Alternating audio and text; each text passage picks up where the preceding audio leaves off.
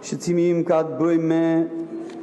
një zonë që është shumë pranë Tiranës, është brenda saj, është brenda Bashkisë Tiranës, është në njësi numër 5, është Elita, e cila ka një aks të qartë qendror që fillon në unazën e madhe të Tiranës edhe që e përshkon mes për mes dhe del matan Kodrës Diellit. Shqetësimi lidhet me një rrugë që ka 2 vjet që ka filluar e që do duhej që të përfundonte. Në fakt, rruga nuk ka përfunduar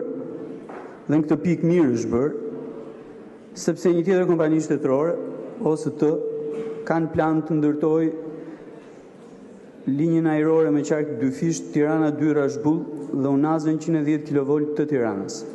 Segmenti për cilin bëj fjalë është loti 2 dhe ka të bëjë me linjën ajrore dhe seksionet e kablove nëntoksore. Kontrata për këtë është lidhur dhe natyrisht që për ndërtimin e kësaj linje është në një afat nga 9 dhjetori i vitit 2025 deri në 9 mars të vitit 2021. Ajo që mua më shqetëson ka të bëjë me faktin që edhe banorët atje,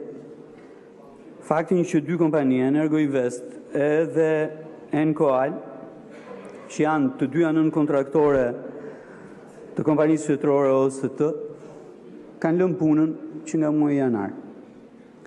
Ndërkohë që kanë ngelur edhe vetëm 7 ditë nga dita e sotme, nuk ka gjas që vepra të përfundojë. Natyrisht, kjo krijon një shqetësim akoma më të madh, sepse implikon edhe përfundimin e rrugës që po prap përshkon në aksin qendror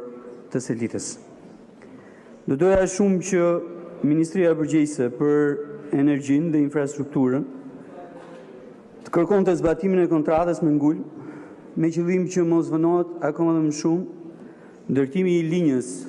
apo shtrimi i kablove nëntoksore, linjës ajrore, nga nën stacioni deri sipër në Kodrën e Diellit dhe vijimi i punimeve për rrugën, e cila më vjen ta them që është në fund përfundimit lejes së ndërtimit. Shqetësimi është shumë i madh sepse në krah të kësaj rruge është shkolla 9-vjeçare Murat Toptani, të gjithë fëmijët e Selitës, një zonë shumë e madhe, shkojnë në këtë shkollë dhe nuk e kanë gëzuar me thënë drejtën shkollën e re, sepse që kur kanë hyrë në shkollën e re, janë detyruar që në dimër të kalojnë balt në rrugën që është para shkollës dhe në verë të jenë në tyme dhe në pluhur, po prap në rrugën para shkollës.